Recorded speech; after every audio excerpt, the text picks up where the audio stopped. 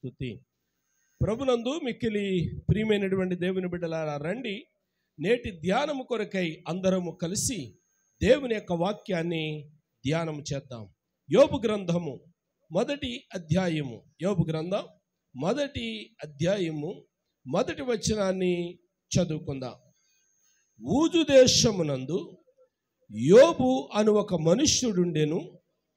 అతడు యథార్థవర్తనుడును న్యాయవంతుడునై దేవుని యందు భయభక్తులు కలిగి చెడుతనము విసర్జించినవాడు. చదవబడిన లేఖనాన్ని కృపగలిగిన దేవుడు మన కొరకు మన వినికిడిలో దీవించి ఆశీర్వదించును గాక.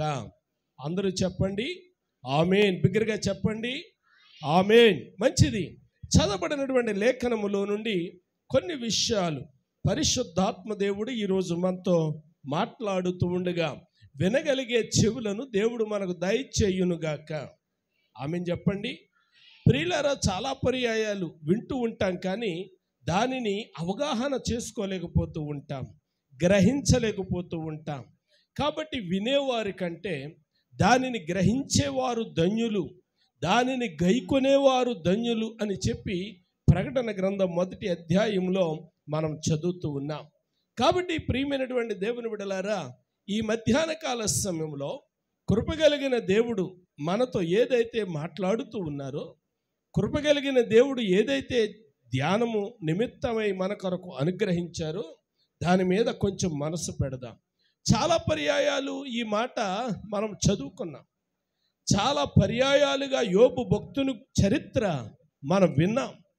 ఎన్నో పర్యాయాలు యోబు గ్రంథమును ధ్యానము చేశాం. అయినా మరొక పర్యాయము కృపగలిగిన దేవుడు ఈ లేఖనాన్ని మనకిస్తూ ఉండగా దాని యొక్క ఆశీర్వాదము మనకి కృపగలిగిన దేవుడు ఇచ్చినట్లుగా అందరము కూడా దేవుని యొక్క గ్రంథములో నుండి చక్కగా కుదురుగా కూర్చుని దేవుని వైపు, దేవుని మాటలు వినడానికి మిమ్మల్ని మీరు సిద్ధపరచుకోవాలి అని చెప్పి నేను ప్రేమతో మరోసారి నేను మనవి చేస్తూ ఉన్నాను. మేరీ వాక్యాన్ని విందామా? దేవునికి మహిమ కలుగునుగాక. రండి, యోబును గురించి కొన్ని విషయాలు నేను జ్ఞాపకం చేస్తాను.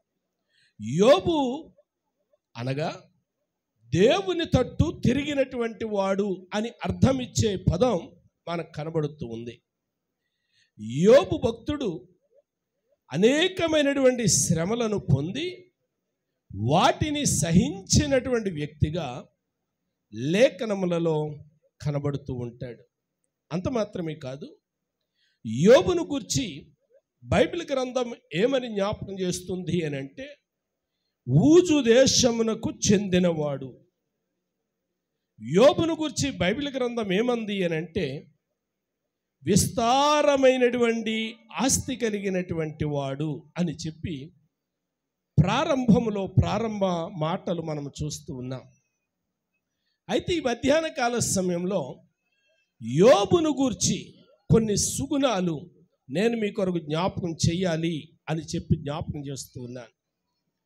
యోబు ఇంతగా గొప్పవాడవడానికి గల కారణం ఏంటి? యోబు ఆశీర్వదించబడడానికి కారణం ఏంటి? యోబు దీవించబడడానికి గల కారణం ఏంటి? యోబులో ఉన్నటువంటి కొన్ని సుగుణాలు నేను మీ కొరకు జ్ఞాపకం చెయ్యాలి అని చెప్పి నేను ఇష్టపడుతూ ఉన్నాను. మొట్టమొదటిగా యోబును గూర్చి ఈ మధ్యాహ్న కాల సమయంలో 3 మాటలు ప్రియులారా నేను జ్ఞాపకం చేస్తాను. ఎన్ని మాటలమ్మా? 3 మాటలు. కాబట్టి జాగ్రత్తగా ప్రియులారా దేవుని యొక్క మాటలు మనం వినడానికి ప్రయత్నం చేద్దాం. మొదటి మాట మొదటి అధ్యాయము మొదటి వచనాన్ని ఇప్పటికే మనము ధ్యానం చేశాం. మొదటి అధ్యాయంలో మొదటి వచనాన్ని ఇప్పటికే మనము ధ్యానము చేశాం. కాబట్టి మొదటి మాట నేను మీ కొరకు జ్ఞాపకం చేస్తూ ఉన్నాను. మొదటి వచనాన్ని చదువుతూ ఉన్నప్పుడు పరిశుద్ధాత్మ దేవుడు యోబును గూర్చి ఇస్తున్నటువంటి సాక్ష్యం ఏమిటి అని అంటే, యోబును గూర్చి ఇలాగంటా ఉన్నాడు, అతడు భయభక్తులు కలిగినటువంటి వాడు. ఎలాంటి వాడమ్మా? భయభక్తులు కలిగినటువంటి వాడు. ఇతని జీవితమును గురించి ఆలోచన చేస్తూ ఉన్నప్పుడు నిజంగానే ఒక వ్యక్తి దీవించబడాలి అనంటే, ఒక వ్యక్తి ఆశీర్వదించబడాలి అనంటే, ఒక వ్యక్తి గొప్పవాడు కావాలి అనంటే ఊరకనే కాలేడు. గత రాత్రి ప్రకటన గ్రంథము 1వ అధ్యాయము 9వ వచనంలో నుండి మేము కొన్ని విషయాలు జ్ఞాపకం చేసుకున్నాం. అపోస్తులుడైనటువంటి యోహాను అంటాడు, మహిమాయుక్తమైనటువంటి దేవుని యొక్క ప్రశస్తమైనటువంటి రాజ్యంలో ఉండాలి అని అంటే శ్రమల గుండగా ప్రయాణం చేయాలి అన్నాడు. శ్రమల గుండగా ప్రయాణం చేయాలి, నేను ప్రయాణం చేస్తూ ఉన్నాను ఆ రాజ్యము కొరకు అని చెప్పి గత రాత్రి మేము ధ్యానము చేస్తాం. అంటే యోబును గురించి మనం ఆలోచన చేస్తే, యోబు ఇంత గొప్పవాడవడానికి గల కారణం ఏంటి? సాక్షాత్తు దేవుడే ప్రశంసించడానికి గల కారణం ఏంటి? సాక్షాత్తు దేవుడే సాక్ష్యం ఇస్తూ ఉన్నాడు యోబును గురించి. అతడు ఎలాంటి వాడు అని అంటే, ఒకటి, భయభక్తులు కలిగినటువంటి వాడు. వినండి బిడ్డలారా, ఎలాంటి వాడమ్మా? భయభక్తులు కలిగినటువంటి వాడు. మనకి భక్తి ఉంటుంది కానీ కొంతమందికి భయం ఉండదు. కొంతమందికి ఏముంటుంది? భక్తి ఉంటుంది, భయం ఉండదు. భయం వేరు, భక్తి వేరు. కొంతమందికి భయం ఉంటుంది కానీ భక్తి ఉండదు. అంటే ఉదాహరణకి నానంటే చాలా భయం, నానంటే చాలా భయం. ఎప్పుడు? నానెదురుగా ఉన్నప్పుడే. బయటికి వెళ్ళిపోయిన తర్వాత ఇక నాన్న గుర్తు ఉండదు. కానీ యోబు ఎలాంటి వాడు అని కనుక ఆలోచన చేస్తే, నేను ఒంటరిగా ఉన్న ఆయన చూస్తూ ఉన్నాడు, 100 మందిలో ఉన్న ఆయన చూస్తూ ఉన్నాడు అని జ్ఞానము కలిగినటువంటి వాడు. అందుకే బైబిల్ పండితులు క్రైస్తవుల్ని ఏమంటారు అని అంటే, క్రైస్తవుడు ఎలాగుండాలి అంటాడు. ఎలాగుండాలి అని అంటే, ఒంటరిగా ఉన్నప్పుడు మనసును కాచుకునేవాడుగా ఉండాలి క్రైస్తవుడు. ఎలా ఉండాలమ్మా? ఒంటరిగా ఉన్నప్పుడు మనసును కాచుకోవాలి. 10 మందిలో ఉన్నప్పుడు పెదాలని కాచుకోవాలి. వింటున్నారా బిడ్డలారా? క్రైస్తవులకి ఉండవలసినటువంటి సుగుణం ఏంటంటే, 10 మందిలో ఉన్నప్పుడు పెదాలను కాచుకోవాలి. ఏ మాట పలకాలో ఆ మాటే పలకాలి. పెద్ద చిన్న తేడాలు ఉంటూ ఉంటాయి. ఎవరిని ఎంత మాట అనాలో అంతే అనాలి. నీ వయసుకు మించి నువ్వు ఏది కూడా మాట్లాడకూడదు. నువ్వు జ్ఞానవంతురాలను నువ్వు అనుకోవచ్చు, నేను జ్ఞానము కలిగిన వాడను నువ్వు అనుకోవచ్చు. కానీ నీ జ్ఞానమును ప్రియులారా నువ్వు లక్ష్యం చేసుకుని వయసుకు మించినటువంటి మాటలు నువ్వు పలకకూడదు. నీ వయసు ఎంతో నువ్వు జ్ఞాపకం చేసుకుంటూ నువ్వు మాట్లాడాలి. ఇక్కడ యోబును గూర్చి తండ్రి అయినటువంటి దేవుడు సాక్ష్యం ఇస్తూ ఉన్నాడు. అతడు యథార్థవర్తనుడు. 2, అతడు న్యాయవంతుడు. 3, భయభక్తులు కలిగినటువంటి వాడు. 4, చెడుతనమును విసర్జించినటువంటి వాడు అని చెప్పి పరిశుద్ధాత్మ దేవుడు సాక్ష్యం ఇస్తూ ఉన్నాడు. 8వ వచనాన్ని మనం చదివితే చూడండి బిడ్డలారా, అందుకు యెహోవా, ఎవరు మాట్లాడుతున్నారు? యెహోవా మాట్లాడుతున్నాడు. ఎవరితో మాట్లాడుతున్నాడు? అపవాదితో మాట్లాడుతూ ఉన్నాడు. అపవాది యోబును పాడు చేయాలని కంకణం కట్టుకుని దేవుని దగ్గరకు వచ్చింది. దేవుడే సాక్షాత్తు ఇప్పుడు యోబును గురించి ఏమంటూ ఉన్నాడు అని గనక ఆలోచన చేస్తే, అందుకు దేవుడు ఇలాగంటూ ఉన్నాడు. అందుకు యెహోవా, నీవు నా సేవకుడైన యోబు సంగతి ఆలోచించితివా? అతడు యథార్థవర్తనుడును. మరలా తిరిగి 1వ వచనంలో ఏదైతే మనం చదివామో అవే మాటలు రిపీట్ అవుతూ ఉన్నాయి. అంటే కృపగలిగిన దేవుడు స్టేట్మెంట్ ఇస్తూ ఉన్నాడు. నా భక్తుడు ఎలాంటి వాడు అని కనుక ఆలోచన చేస్తే, 1 చూడండి ప్రియులారా, యథార్థవంతుడు. 2, న్యాయవంతుడు. 3, భయభక్తులు కలిగినడు వాడు. 4, చెడుతనమును విసర్జించినటువంటి వాడు. అతని వంటి వాడు భూమి మీద ఎవ్వరు కూడా లేరు అనే మాట జ్ఞాపకం చేస్తూ ఉంది. అతడి వంటి వాడు. బైబిల్ గ్రంథంలో చాలామంది కనబడుతూ ఉన్నారు, కానీ కొందరికే దేవుడు ఈ సాక్ష్యం ఇచ్చాడు. సంఘములో మనం చాలామంది ఉంటాం, మనందరి గురించి కొందరు మంచి చెప్పుకోరు, కానీ ఒక్కొక్కళ్ళ గురించి ఏ నోట విన్నా కానీ మంచిగా చెప్పుకుంటూ ఉంటారు. ఒక వ్యక్తిని గురించి మనం విన్నప్పుడు ప్రతి నోట కూడా అతడంటే అతడేనండి, సౌమ్యుడండి అండి, సౌమ్యుడండి. మనం చెప్పుకున్నాం చాలా దినాలుగా. సోదరులు, సంఘ పెద్దల్లో ఒకరైనటువంటి కీర్తిశేషులు వెంకటేష్ గారిని మనము ఇప్పటికీ జ్ఞాపకం చేసుకుంటూ ఉంటాం. ఎవరు విన్నా కానీ, ఎవరి నోటంట వచ్చినా కానీ అతను సౌమ్యుడండి అని మాట్లాడుతూ ఉంటారు. అంటే అందరిని గురించి మాట్లాడరు, కొందరిని గురించి మాత్రమే మాట్లాడుతూ ఉంటారు. బైబిల్ గ్రంథంలో అలాగూ ఒకళ్ళిద్దరు తప్ప ప్రియులారా పెద్దగా కనబట్టలేదు. చాలామంది ఉన్నారు, భక్తులు, ప్రవక్తలు ఉన్నారు, సేవకులు ఉన్నారు, ఎక్కడో దేవుని మీద అలిగినటువంటి వారు కొందరు కనబడతా ఉన్నారు. కానీ కొందరు మాత్రమే ఎలా ఉన్నారు అని గనక ఆలోచన చేస్తే దేవుని యందు భయభక్తులు కలిగినటువంటి వారుగా ఉంటూ ఉన్నారు. రాజులు 2వ గ్రంథములో 4వ అధ్యాయంలో మనం చదివితే, రాజులు 2వ గ్రంథము 4వ అధ్యాయము 1వ వచనములో ఇలాగ వ్రాయబడి ఉంది. చూడండి, నీ దాసుడైన నా పెనిమిటి చనిపోయెను, అతడు యెహోవా యందు భక్తి గలవాడయ్యుండెను. అబ్బా, వినండి ప్రియమైనటువంటి దేవుని బిడ్డలారా, ఒక భార్య భర్తను గురించి చెబుతా ఉంది. 1వ వచనములో సాక్షాత్తు తండ్రి అయినటువంటి దేవుడు తన భక్తుని గురించి చెబుతా ఉంటే, ఇక్కడ తన భార్య చెబుతా ఉంది. ఏమంటా ఉంది? నా పెనిమిటి చనిపోయేను, అతడు దేవుని యందు భయభక్తులు కలిగిన వాడయ్యుండెను. అబ్బా, ఇలాంటి సాక్ష్యం చాలా గొప్పది కదా. కొన్ని కుటుంబాల్లో మనం చూస్తే చనిపోయినటువంటి ఇంట్లో చాలా దుఃఖం, వేదన కనబడుతూ ఉంటుంది. కానీ కొన్ని ఇళ్లల్లో ప్రియులారా చనిపోయిన తర్వాత ఇచ్చే సాక్ష్యం ఎలా ఉందంటే, చనిపోయి సుఖపెట్టాడు బాబా మమ్మల్ని, చచ్చిపోయి సుఖపెట్టాడు బాబా. అంటే భూమి మీద అతని చరిత్ర ఏమయ్యింది? బాలేదు. అందరినీ బాధ పెట్టిన వాడే, దేవుణ్ణి బాధ పెట్టిన వాడే, తోటి మనుష్యులను బాధ పెట్టిన వాడే, ఇంటిలో వారికి కూడా నరకం చూపించినటువంటి వాడు. కానీ రాజుల గ్రంథంలో మనం చదువుతూ ఉన్నాము, అయ్యా నా పెనిమిటి ఎలాంటి వాడు అని అంటే దేవుని యందు భయభక్తులు కలిగినటువంటి వాడు. ఎలాంటి వాడమ్మా? భయభక్తులు కలిగినటువంటి వాడు. 9వ వచనాన్ని చదువుదామా అదే అధ్యాయంలో. మన ఇంటికి వచ్చుచు పోవుచున్నవాడు భక్తి గల దైవజనుడు. దేవునికి స్తోత్రం. సేవకునికైనా విశ్వాసికైనా ఉండవలసింది సాక్ష్యం. దేవునికి మహిమ కలుగును గాక. సేవకునికైనా విశ్వాసికైనా ఉండవలసింది సాక్ష్యం.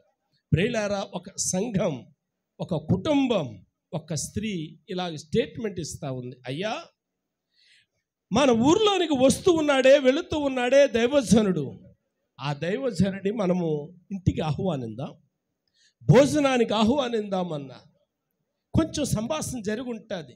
ఎందుకు ఆహ్వానిస్తూ ఉన్నావు, ఎందుకు పిలుస్తూ ఉన్నావు, ఎందుకు భోజనం ఏర్పాటు చేస్తూ ఉన్నావు అని అడిగితే ఆమె చెప్తుంది, అయ్యా ఆయన భక్తి కలిగినటువంటి దైవజనుడు. దేవునికి స్తోత్ర. ఎలాంటి వాడమ్మా? భక్తి కలిగినటువంటి దైవజనుడు. అయితే నేను ఈ మొదటి మాటలో మీకు కొన్ని విషయాలు నేను జ్ఞాపకం చేయాలనుకుంటూ ఉన్నాను. భక్తి కలిగి ఉండటం వలన కలిగే ప్రయోజనం ఏంటి? భక్తి నూరుకి తాగుతామా అంటారు కొంతమంది. నూరుకిని తాగరు. నీ అంతరంగంలో భక్తి కనుక ఇమిడి ఉంటే దాని వలన నీకు కలిగే మేలేంటో పరిశుద్ధాత్మ దేవుడు బైబిల్ గ్రంథంలో కొన్ని విషయాలు జ్ఞాపకం చేస్తూ ఉన్నాడు. యోబు భక్తి కలిగినటువంటి వాడు. అతనికి కలిగినటువంటి మేలేంటో, అలా భక్తి కలిగినటువంటి వారి విషయంలో దేవుడు చేసే క్రియలేంటో కొన్ని విషయాలు బిడలారా నేను జ్ఞాపకం చేయడానికి ఇష్టపడుతూ ఉన్నాను. మొదటి మాట ఏమన్నాను? యోబు ఎలాంటి వాడు? టోటల్గా భయభక్తులు కలిగినటువంటి వాడు. యోబు ఎలాంటి వాడమ్మా? భయభక్తులు కలిగినటువంటి వాడు. అయితే సంఘం కూడా ఎలా ఉండాలంటే దేవుని యందు భయభక్తులు కలిగి ఉండాలి. భయము కలిగి ఉండాలి, భక్తి కలిగి ఉండాలి. భయం ఎప్పుడు ఉంటుంది అంటే ప్రియులారా, సేవకుడు ఎదురుగా ఉన్నప్పుడే, పెద్దలు ఎదురుగా ఉన్నప్పుడే, ప్రియులారా సంఘంతో సహవాసం కలిగి ఉన్నప్పుడే భయం ఉంటుంది, భక్తి ఉంటుంది.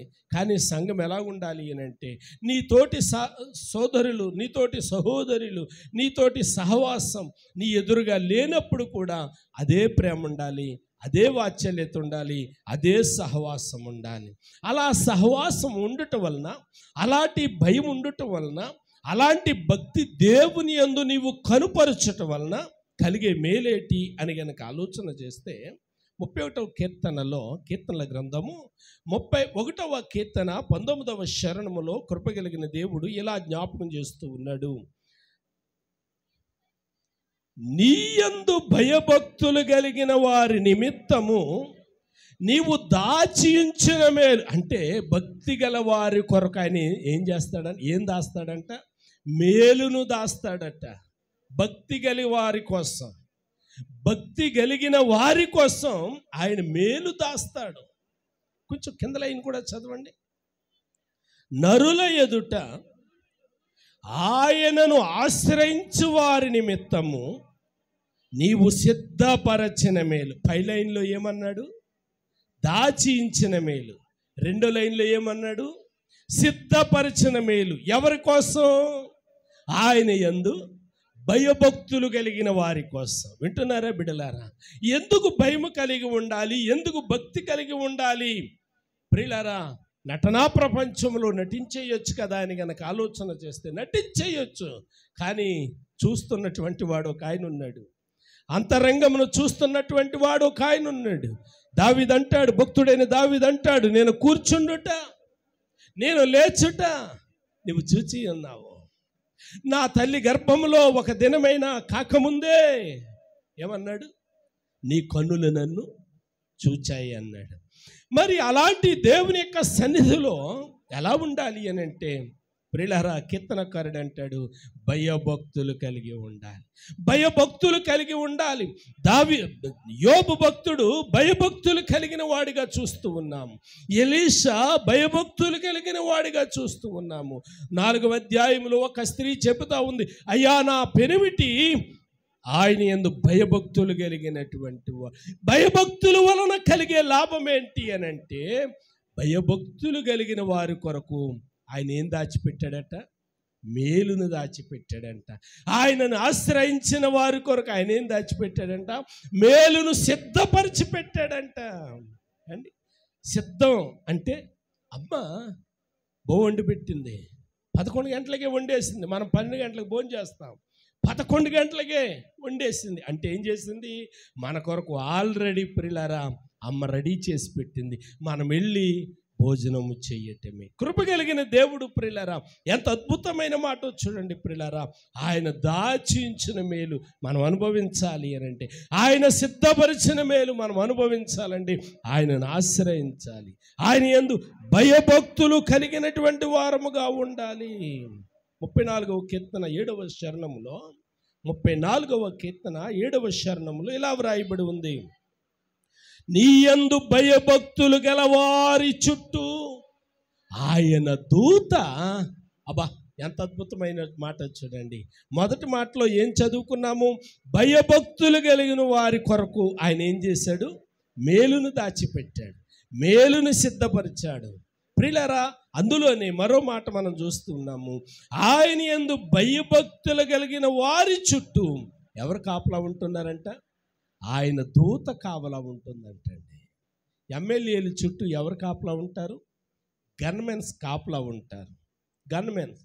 మన చుట్టూ ఎవరుంటారు అని కనుక ఆలోచన చేస్తే గన్మెన్స్ పైకి కనబడతారు, కానీ దేవుని దూతలు కనిపించు. అందుకే 91వ కీర్తనలో వాగ్దానం కీర్తన చాలా అద్భుతమైనటువంటి మేలు, అద్భుతమైన వాగ్దానాల కీర్తన 91వ కీర్తన. ఆయన అంటాడు, ఏ తెగులు నీ గుడారమును సమీపించదు. కారణం నా కృప నీ చుట్టూ ఉన్నది, నా కృప నీ ఇంటి చుట్టూ ఉన్నది. వినండి బిడ్డలారా, ఎలీషా గెహాజీ ఎక్కడికో వెళ్ళారు. ఆ ఊరిలోకి వెళ్తే చంపేయాలనుకున్నారు. తెల్లారేసరికి చుట్టూ కమ్మేశారు సైనికులు. ప్రొద్దుటే పెందరకడే పనోడు అంటే గెహాజీ బయటకు వచ్చాడు. చూసేసరికి ప్రాణం తలడిల్లిపోయింది. అయ్యో, నా యజమానిని చంపడానికి ఇంతమంది వచ్చారా అని తలడిల్లిపోయాడు. వచ్చాడు ఎలీషా దగ్గర ఏడుస్తూ ఉన్నాడు. ఏమైందిరా బాబు, నువ్వు ఎందుకు ఏడుస్తున్నావు అంటే, ఇదండి సంగతి అంటే, రే వాళ్ళకు ఉన్నటువంటి రథాలనే నువ్వు చూసావు, వాళ్ళకు ఉన్నటువంటి మనుషులను చూసా, చూడు మన చుట్టూ ఎన్ని దూతలు కాపలా ఉన్నాయో. దేవునికి మహిమ కలుగును గాక. అంటే ఆయనను ఆశ్రయించు వారి చుట్టూ, ఆయన యందు భయభక్తులు కలిగిన వారి చుట్టూ ఆయన దూత కావలి ఉంటుంది. అంత మాత్రమేనా? ఇంకొక మాట మనం చదువుకుందాం. 145వ కీర్తనలో 19వ శరణం. 145వ కీర్తన 19వ శరణం. ఆయన యందు భయభక్తులు గలవారి కోరిక ఆయన నెరవేర్చును. వినండి ప్రియులారా, ఎందుకు ఆయన యందు భయభక్తులు కలిగి ఉండాలి? వినండి, ఎందుకు ఆయన యందు భయభక్తులు కలిగి ఉండాలి అంటే, ఆయన యందు భయభక్తులు గలవారి కోరిక ఆయన నెరవేర్చును. నీ ఉద్దేశాల్ని నెరవేర్చును. అందుకే 28వ అధ్యాయంలో ద్వితీయోపదేశ కాండంలో మనం చదువుతాము, నీ దేవుడైన యెహోవా మాట నీవు శ్రద్ధగా వినాలి. నీ దేవుడైన యెహోవా మాట గనక నీవు శ్రద్ధగా విని ఆయన యందు గనక భయభక్తులు కలిగినట్లయితే, ఆయన ఏమంటున్నాడో తెలుసా? నీ కొరకు దాచించినటువంటి మేలు, నీ కొరకు సిద్ధపరిచినటువంటి మేలు నీకే. 10 మంది ఇంటర్వ్యూకి వెళ్ళొచ్చు, కానీ ఆ 10 మందిలో ఆల్రెడీ దేవుడు సిద్ధపరిచేశాడు. అది నీకే. ఎంతమంది అయినా ఇంటర్వ్యూలో పాలు పొందొచ్చు, కానీ అందరూ కూడా వచ్చిన వాళ్ళు వచ్చినట్టుగా వెళ్ళిపోతూ ఉంటారు. కానీ నువ్వు ఆ టేబుల్ మీదకు వెళ్ళగానే కృప కలిగిన దేవుని బాహువు, కృప, కనికరం ఎలా ఉంటుందంటే, నువ్వు ఆ టేబుల్ దగ్గరికి వెళ్ళగానే ఆ అధికారులకు నీ ఎడల కటాక్షము కలగజేస్తాడు. దేవునికి మహిమ కలుగును గాక. శద్రకు, మేషకు, అబేద్నెగోలు, దానియేలును చూచినప్పుడు ప్రియులారా, రాజుగారికి ఏం కలిగింది? కటాక్షము కలిగింది అని మనం చదువుతూ ఉన్నాం. కాబట్టి ప్రియమైనటువంటి దేవుని బిడ్డలారా, యోబు భక్తుని గురించి మనం ఆలోచన చేస్తే, అతడు దీవించబడ్డానికి, అతని ఉద్దేశాలు సఫలపరచబడ్డానికి కారణం ఏంటంటే, అతడు భయభక్తులు కలిగినటువంటి వాడు. ఎలాంటి వాడమ్మా యోబు? భయభక్తులు కలిగినటువంటి వాడు. సంఘము కూడా ప్రియులారా భయభక్తులు కలిగి ఉండుట ద్వారా తల్లిదండ్రులకు భయభక్తులు కలిగి ఉండాలి, ఉపాధ్యాయుల ఎడల భయభక్తులు కలిగి ఉండాలి, దేవుని ఎడల భయభక్తులు కలిగి ఉండాలి. తల్లిదండ్రుల ఎడల భయభక్తులు కలిగినటువంటి వాడు జీవితంలో ఎప్పుడు చెడిపోడు. ఒక వ్యక్తి చెడిపోయాడు అని అంటే ఆడ తల్లిదండ్రులను లెక్క చేయని వాడు అన్నమాట. అతడు తల్లిదండ్రులను గౌరవించినటువంటి వాడు, అతడు తల్లిదండ్రులను ప్రేమించినటువంటి వాడు. జాగ్రత్త వినండి, భూమి మీద బ్రతుకుచూ ఉన్నామంటే మొదట మన దైవం తల్లిదండ్రులే. కాబట్టి ప్రతి వ్యక్తి కూడా తల్లిదండ్రులను ప్రేమించాలి, తల్లిదండ్రులను గౌరవించాలి. రెండవదిగా ఉపాధ్యాయులను ప్రేమించాలి, గౌరవించాలి. భూమి మీద భౌతికపరమైనటువంటి జీవితాన్ని అందించేది ఉపాధ్యాయులే కదండి. భౌతికపరమైనటువంటి జీవితాన్ని అందించేది ఉపాధ్యాయులే. వారు చెప్పు బోధను త్రోసివేయకూడదు. నువ్వు త్రోసేస్తే ఆయనకి నెల జీతం తగ్గదు. నువ్వు వినకపోతే ఆయనకి నెల జీతంలో ఏమి తక్కువ రాదో. బబులు మాస్టర్కి ఎప్పుడైనా జీతం తక్కువ ఇస్తారా? మనం క్లాస్కి ఓ రోజు వెళ్ళలేదనుకోండి, ఓ రోజు ఆబ్సెంట్ అయ్యామనుకో, మాస్టర్కి జీతం తక్కువ వస్తుందా? రాదు. ఆయనకి రావాల్సిన 10,000, 25,000, 50,000, ₹1,00,000 అక్షరాల ఓటో దారికి బ్యాంకులో పడిపోతుంది వాళ్ళకి. అరే నేను 3 రోజులు బడికి వెళ్ళలేదు, నాకు పాఠాలు చెప్పలేదే. అది నీకు లాస్, కానీ మాస్టర్కి మాత్రం లాస్ కాదు. కాబట్టి నీ ఉపదేశకులు, నీ యొక్క ఉపాధ్యాయులు చెప్పే బోధను త్రోసివేయకూడదు. మూడవదిగా ప్రియులారా, దేవుని యందు భయభక్తులు త్రోసివేయకూడదు. జీవితంలో ఒక ఉన్నతమైన శిఖరాన్ని అధిరోహించాలి అని అంటే, జీవితంలో ఉన్నతమైనటువంటి మేలులు అనుభవించాలి అని అంటే ప్రియులారా, భయభక్తులు చాలా ప్రాముఖ్యమైనవి. భయభక్తులు కలిగిన వారి చుట్టూ, ఇప్పుడే మనం చదువుకున్నాము, ఆయన దూత కావలి ఉంటుంది. భయభక్తులు కలిగిన వారి చుట్టూ ఆయన దాచించిన మేలు సిద్ధం చేస్తూ ఉంటాడు, రెడీ చేస్తూ ఉంటాడు. అంత మాత్రమే కాదు, ఆయన యందు భయభక్తులు గల వారి యొక్క కోరికలు ఆయన నెరవేరుస్తాడు. అబ్బా, ఎంత అద్భుతమైనటువంటి మాట. కాబట్టి ప్రియులారా, మనం ఆయన యందు భయభక్తులు కలిగి ఉండాలి. మన ఊహల ఉద్దేశాలు నెరవేర్చబడాలి అని అంటే ఎన్నో ఆలోచనలు ఉంటాయి, మనకి ఎన్నో కోరికలు ఉంటూ ఉంటాయి. ఇదిగో నా పెద్ద కొడుకుని ఇలా చేయాలి, చిన్న కొడుకుని ఇలా చేయాలి, పెద్ద కూతురుని ఇలా చేయాలి, పెద్దల్లుని ఇలా చేయాలి. ఎన్నో ఆలోచనలు ఉంటాయి, అంతరంగంలో పుడతాయి. పుట్టినటువంటి ప్రతి ఆలోచన సఫలీకృతం కావాలి అని అంటే ఆయన మాట మనము వినాలి. రెండవదిగా మొదటి అధ్యాయము, యోబు గ్రంథం మొదటి అధ్యాయము 5వ వచనాన్ని మనం చదివితే ఇలాగ వ్రాయబడి ఉంది: వారి వారి విందు దినములు పూర్తి కాగా యోబు తన కుమారులు పాపము చేసి తమ హృదయములలో దేవుని దూషించిరేమో అని వారిని పిలువనంపించి వారిని పవిత్రపరచి అరుణోదయమున లేచి వారిలో ఒక్కొక్కని నిమిత్తమై దహన బలి నర్పించుచు వచ్చెను. యోబు నిత్యము అలాగున చేయుచుండెను. రెండో మాట యోబు బాధ్యత కలిగినవాడు. ఈ మాట తల్లిదండ్రులు జాగ్రత్తగా వినాలి. మొదటి మాట సంఘమంతా వినాలి. యోబు భయభక్తులు కలిగినవాడు. మొదటి మాట ఏంటమ్మా? అమ్మ హని భయభక్తులు కలిగినవాడు. రెండో మాట యోబు బాధ్యత కలిగినవాడు. రెండో మాట ఏంటమ్మా? బాధ్యత అంటే అర్థం ఏంటి అమ్మా? బాధ్యత అంటే అర్థం ఏంటి అమ్మా? రెస్పాన్సిబిలిటీ అంటే కుటుంబం యొక్క చెప్పండి, కుటుంబం యొక్క అమ్మా భారమును భరించేవాడు. అంటే గాల్లో విడిచిపెట్టేవాడు కాదన్నమాట. నేను నా పనికి వెళ్ళిపోతున్నాను, మీరు ఏం చేస్తారో చేసుకోండి, ఏం తింటారో తినండి, ఏం తెచ్చుకుంటారో తెచ్చుకోండి అంటే నువ్వు అట్టుకొచ్చి ఇచ్చేస్తే పర్వాలేదు, నువ్వు అట్టుకొచ్చి సమకూరిస్తే పర్వాలేదు. మరి పట్టికి రాకుండా సమకూర్చకుండా చూడండి,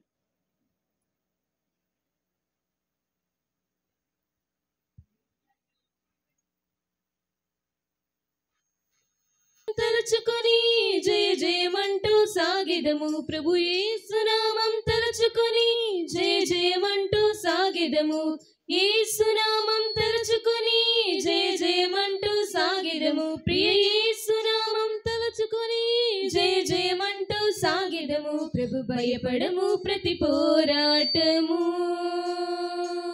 మన పక్షముగా యెహోవా చేయును. భయపడము ప్రతి పోరాటము మన పక్షముగా యెహోవా చేయును. పరిణామమే మన కోసమే అది వీడనే ఈ భువికొచ్చినే. పరిణామమే మన కోసమే అది వీడనే ఈ భువికొచ్చినే. ఓటమి అంచున నిలిచితిమే, ప్రభు పోరాడినే మన తల ఎత్తినే. ఓటమి అంచున నిలిచితిమే, ప్రభు పోరాడినే మన తల ఎత్తినే. యేసు నామములో జయం, యేసు నామములో జయం, యేసు నామములో జయం, యేసు నామములో జయం, యేసు నామములో జయం, యేసు నామములో జయం, యేసు నామములో జయం, యేసు నామములో జయం. భయపడము ప్రతి పోరాటము మన పక్షముగా యెహోవా చేయును. భయపడము ప్రతి పోరాటము మన పక్షముగా యెహోవా చేయును. జన్మతః పాపులమే అయిన ప్రభు కోరేనే అమల భాగ్యమే. జన్మతః పాపులమే అయిన ప్రభు కోరేనే అమల భాగ్యమే. అమూల్యమైన ప్రభు రక్తమే మనకై చిందించేనే ఇలలో జయమిచ్చేనే. అమూల్యమైన ప్రభు రక్తమే మనకై చిందించేనే ఇలలో జయమిచ్చేనే. యేసు రక్తంలో జయం, యేసు రక్తంలో జయం, యేసు రక్తంలో జయం, యేసు రక్తంలో జయం, యేసు రక్తంలో జయం, యేసు రక్తంలో జయం, యేసు రక్తంలో జయం, యేసు రక్తంలో జయం. సంతోష కారణము, ప్రాకారములో సమాధానము, ఊహల కందని వాత్సల్యము, హృదయములు విజయోత్సాహము. యేసునామం తలుచుకొని జయ జయమంటూ సాగిదము. ప్రభు యేసునామం తలుచుకొని జయ జయమంటూ సాగిదము. యేసునామం తలుచుకొని జయ జయమంటూ సాగిదము. ప్రియ యేసునామం తలుచుకొని జయ జయమంటూ సాగిదము.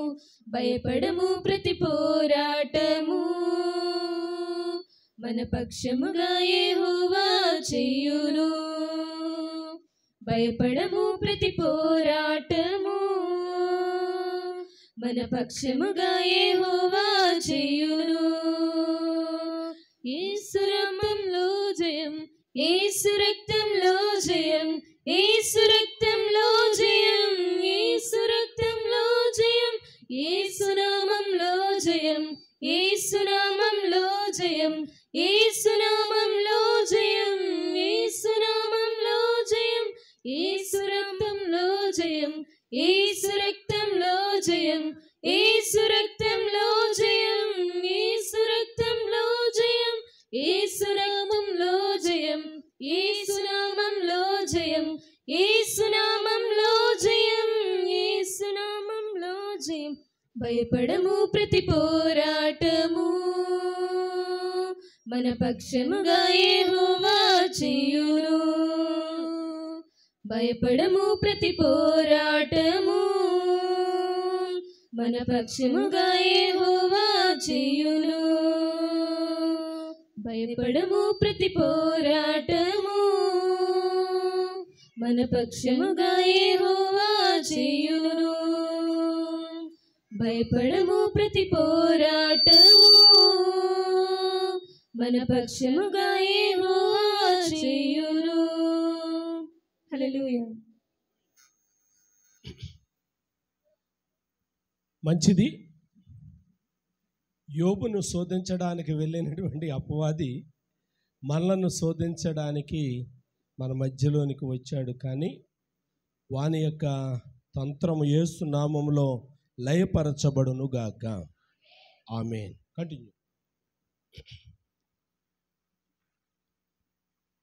కంటిన్యూ. కాబట్టి తల్లిదండ్రులు చాలా జాగ్రత్తగా వినవలసినటువంటి మాట. రెండో మాట, యోబు బాధ్యత కలిగినటువంటి వాడు. కుటుంబాలు కూడా ఎలాగుండాలంటే ప్రతి తల్లి ప్రతి తండ్రి బాధ్యత కలిగిన వాడుగా ఉండాలి. యోబు బాధ్యత కలిగిన వాడు. యోబు ఏం చేస్తా ఉన్నాడు?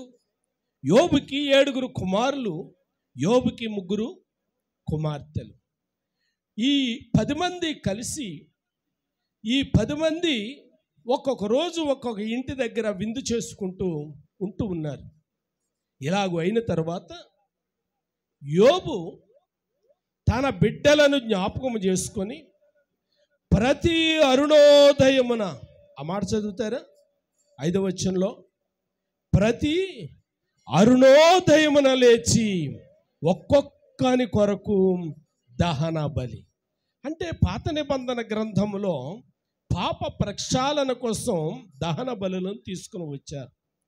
అంటే యోబు తన బిడ్డలను ఒక బాధ్యతగా తీసుకొని, ఇది నా బాధ్యత, నా బిడ్డలను పవిత్రపరిచే బాధ్యత నాది అని చెప్పి బాధ్యత కలిగిన వాడై ఒక్కొక్క బిడ్డ కొరకు కుటుంబానికి జ్ఞాపకం చేస్తూ ఉన్నాను, ప్రతి తల్లికి జ్ఞాపకం చేస్తున్నాను, ప్రతి తండ్రికి జ్ఞాపకం చేస్తూ ఉన్నాను. ఒక మాట మిమ్మల్ని కూడా నేను అడుగుతూ ఉన్నాను. దేవుడు నిన్ను ప్రేమించి, స్త్రీలు ఎక్కువ ఉన్నారు కదా, దేవుడు మిమ్మల్ని ప్రేమించి మీకు భర్తలను దేవుడు ఇచ్చాడు. ఆమేన్. మీ భర్తను మిమ్మును ప్రేమించి, లేక మీ భార్యను మిమ్మును ప్రేమించి దేవుడు మీకు బిడ్డలను ఇచ్చాడు. ఆమేన్. మీ బిడ్డల కోసం మీ బాధ్యత ఎంత? నీ భార్య కోసం నీ బాధ్యత ఎంత? నీ భర్త కోసం నీ బాధ్యత ఏది? కేవలం ఏదో ఆహారం సమకూర్చడం బాధ్యత అనుకోకండి, డబ్బులు సమకూర్చడమే బాధ్యత అనుకోకండి, భూములు సంపాదించడమే బాధ్యత అనుకోకండి. వారి యొక్క క్షేమార్థమై ప్రతిరోజు యోబు ఏం చేసేవాడంటండి? దహన బలి. పాత నిబంధనలో దహన బలి, నూతన నిబంధనలో ప్రార్థనా విజ్ఞాపన. ఆమేన్. కాబట్టి ప్రతి తల్లి, ప్రతి తండ్రి చేయవలసింది ఏంటంటే, అరుణోదయమున లేచి నీ బిడ్డల కోసం నువ్వు ఏడవాలి, నీ బిడ్డల కోసం నువ్వు విజ్ఞాపన చేయాలి. అంత మాత్రమే కాదు, విలాపవాక్యములు అంటాడు, సాయంకాలంలో కూడా ప్రార్థన చేయాలి. రేయి మొదటి జామున. ఏ జామమ్మ? అంటే సాయంకాల సమయంలో మొదటి సమయం దేవుని కొరకు ఇవ్వాలి. అంటే ప్రతి తల్లి బాధ్యత కలిగి ఉండాలి. నేను మిమ్మల్ని అడగను కానీ మీరు ఒక్కసారి ప్రశ్న వేసుకోండి. నీ భర్త కోసం నువ్వెంత ప్రార్థన చేస్తూ ఉన్నావు? నీ బిడ్డల కోసం నువ్వెంత ప్రార్థన చేస్తూ ఉన్నావు? నీ బిడ్డల కోసం దేవుని యొక్క పాదాల దగ్గర నువ్వేడ్చే కన్నీరు, కార్చే కన్నీరు ఎంత? నాకేమి చెప్పనవసరం లేదు, నీకు నువ్వు మార్కులు వేసుకో. నీ బిడ్డ నీ మాట వినడం లేదంటే, సరైనటువంటి రీతిలో లేరు అని అంటే, మన వాళ్ళ దగ్గర చెప్పే కంటే మనం దేవుని యొక్క సన్నిధిలో దేవుని దగ్గర ఏడవాలి. అది ఒక బాధ్యతగా తీసుకోవాలి. ఎలా తీసుకోవాలమ్మా? బాధ్యతగా తీసుకోవాలి. యోబు ఆ బాధ్యతను తీసుకున్నాడు. అయ్యా నువ్వు నాకు ఇచ్చావు, ఇదిగో పెద్ద కుమారుడి కొరకు ప్రార్థన చేస్తూ, రెండవ కుమారుడి కొరకు ప్రార్థన చేస్తాం. సూసన్ వెస్లీ గురించి మనం చదువుకుంటూ ఉంటాం. ఆమెకు కూడా 10 మంది బిడ్డలు అని చెప్పి ప్రతిరోజు కూడా సాయంకాలం పడుకునేటప్పుడు ప్రతి బిడ్డ దగ్గరికి వెళ్ళి తల మీద చెయ్యి వేసి ప్రార్థన చేసేదట. ప్రభువా, పగలంతా నా బిడ్డను కాపాడవు, నీకు వందనాలు. తిరిగి మరలా ఉదయాన్నే లేచి ఆమె వంటగదిలోకి వెళ్లే ముందే ప్రతి పడక దగ్గరికి వెళ్ళి ప్రతి బిడ్డ తల మీద చేతులుంచి, ప్రభువా, రాత్రంతా నా బిడ్డను కాపాడవు, నీకు వందనాలు, రాత్రంతా నా బిడ్డను కాపాడవు, వందనాలు. బాధ్యత ఏటమ్మా? బాధ్యత కలిగినటువంటి తల్లిగా నువ్వు ఉండాలి, బాధ్యత కలిగిన కుటుంబముగా నువ్వు ఉండాలి, బాధ్యత కలిగినటువంటి బిడ్డగాని ఉండాలి. కేవలము తల్లిదండ్రులు మాత్రమే కాదు, బిడ్డలు కూడా బాధ్యత కలిగిన వారిగా ఉండాలి, బిడ్డలు కూడా బాధ్యత కలిగినటువంటి వారిగా ఉండాలి. మనం చదువుతూ ఉన్నాము, బాధ్యత కుటుంబానికైనా సంఘానికి ఉంటుందా? ఒక మాట చదువుకుందాం. ఎస్తేరు గ్రంథంలో 9వ అధ్యాయము 30వ వచనంలో, ఎస్తేరు గ్రంథం 9వ అధ్యాయం 30వ వచనం.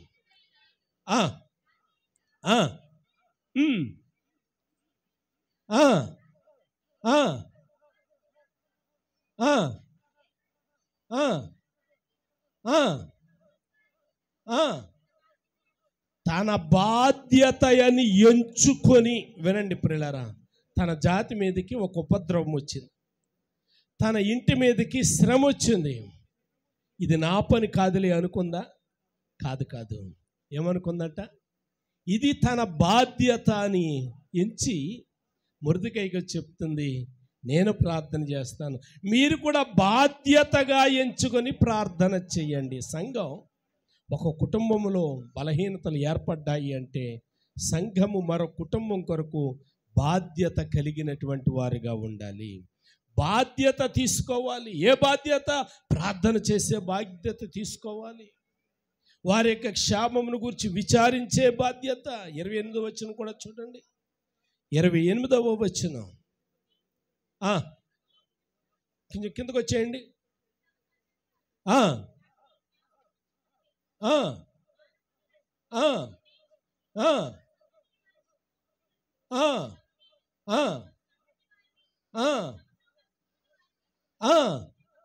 ఇది ఒక బాధ్యతగా ఉండును. వినండి ప్రియులారా, బాధ్యత. నీకుందా బాధ్యత? నీ భర్త కోసం బాధ్యత ఉందా? పగలంతా ఎక్కడికో వెళ్ళి ప్రయాసపడుతున్నాడు మీ భర్త. మీ బిడ్డలు ఎక్కడో కాలేజీకి వెళ్ళి వస్తూ ఉన్నారు.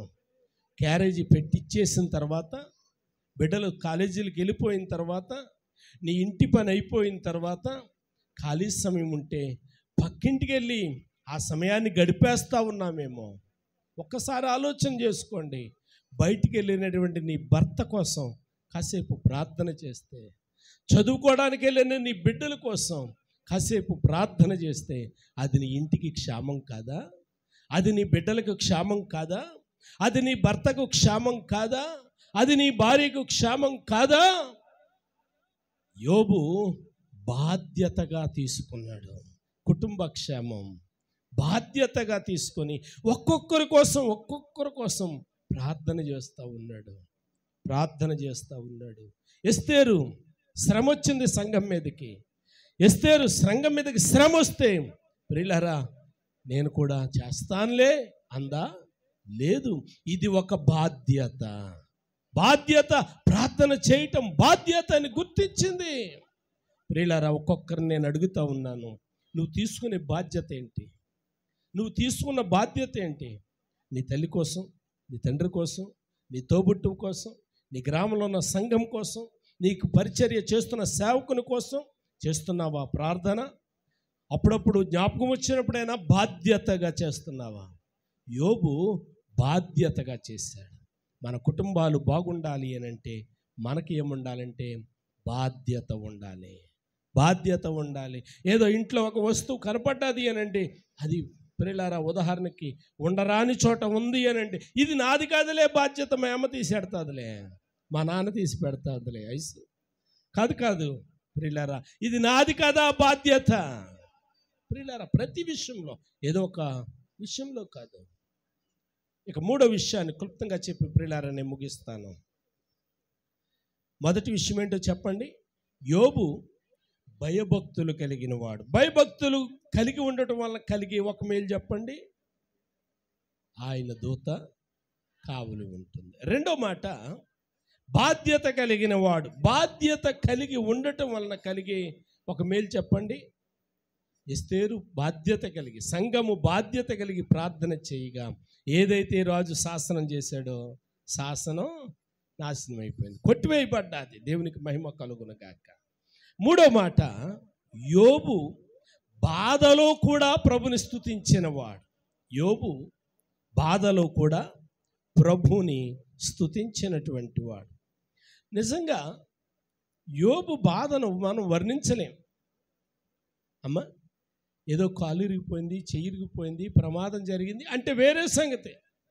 కానీ ఇక్కడ గర్భమున పుట్టిన 10 మంది బిడ్డలు, ఎన్నో సంవత్సరాలుగా ప్రయాసపడి సంపాదించిన ఆస్తిపాస్తులు, అతని దగ్గర ఉన్నటువంటి పనివారు ఒక్క దినములోనే లయమైపోయారు. ఆ వేదన ఎలాగుంటుంది, ఆ శ్రమ ఎలాగుంటుంది?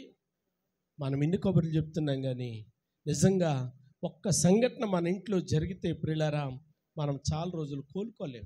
అంతే కదమ్మా, చాలా రోజులు కోలుకోలేం.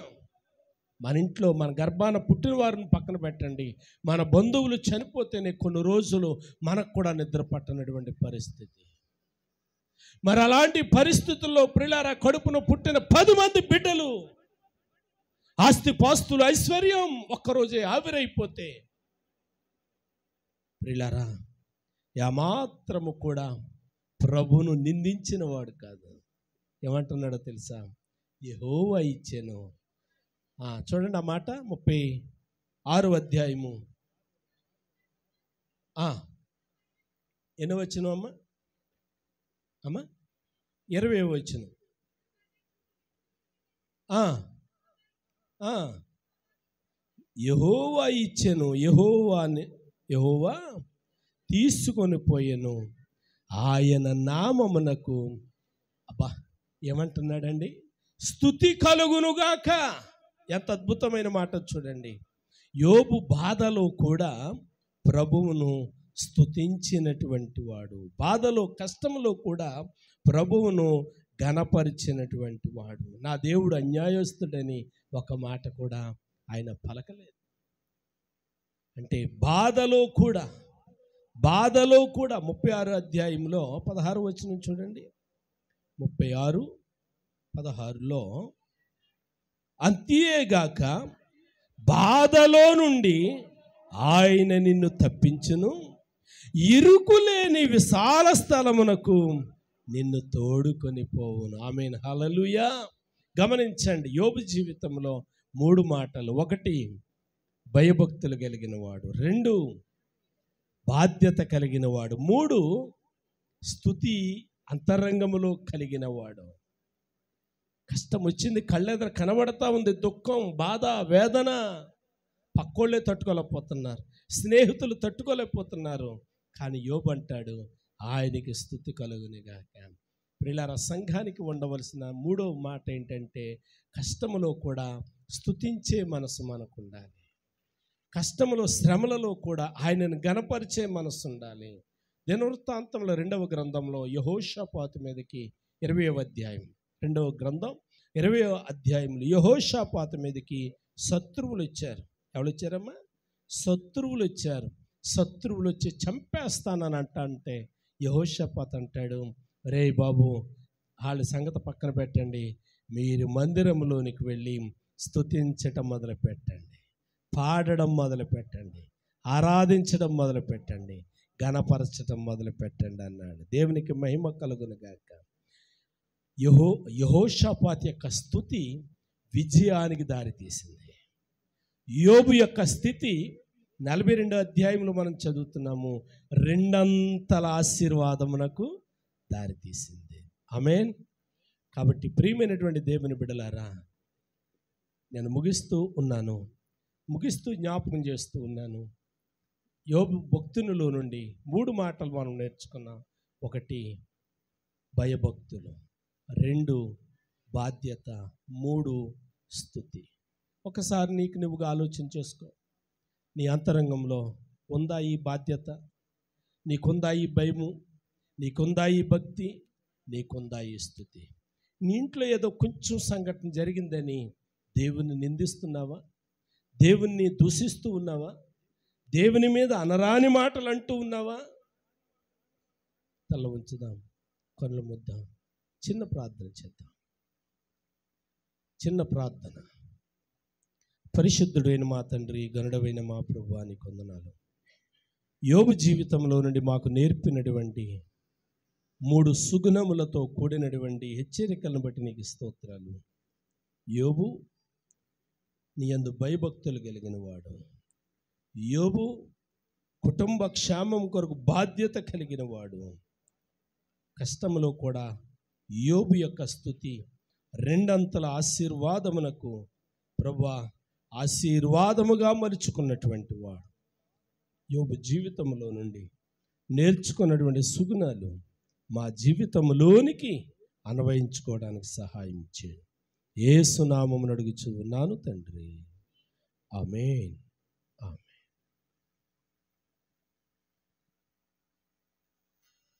అందరం లేచి నిలబడినట్లయితే